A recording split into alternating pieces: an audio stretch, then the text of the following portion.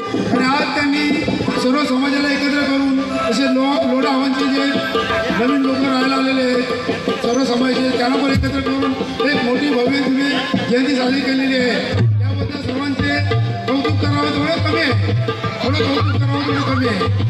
आज तुम्ही बघता या चळवळीमध्ये येताना आपण बघतो भरपूर मंडळं तयार होतात, बंद होतात राजकीय कारणामुळं, आखिर मोठ्या कारणामुळं. पण हा मंडळ वर्षानुवर्ष एकत्र राहिलेला आहे. याबद्दल त्यांचं कौतुक करावं थोडंच आहे. आज तुम्ही जयंती बोलता, खेडेगावामध्ये जयंती हा शब्द माहिती नव्हता. खेडेगावामध्ये काही जयंतीचा शब्द माहिती नव्हता. प्रजन दादा जाधव यांनी सुरुवात केली. बाबासाहेब कॉलनीमध्ये आले आणि त्यांनी सुरुवात केली.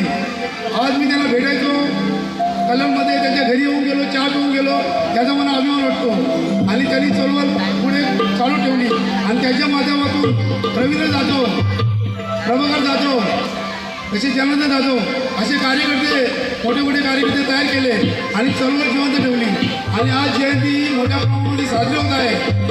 आता आपण बघतो का जयंती हा शब्द काही लोकांना माहिती नाही. एवढं बोलून मी थांबतो. सर्वांना डॉक्टर बाबासाहेब आंबेडकरांच्या जयंतीनिमित्त हार्दिक शुभेच्छा. जय शिवराय, जय भीम, जय महाराष्ट्र. धन्यवाद साहेब.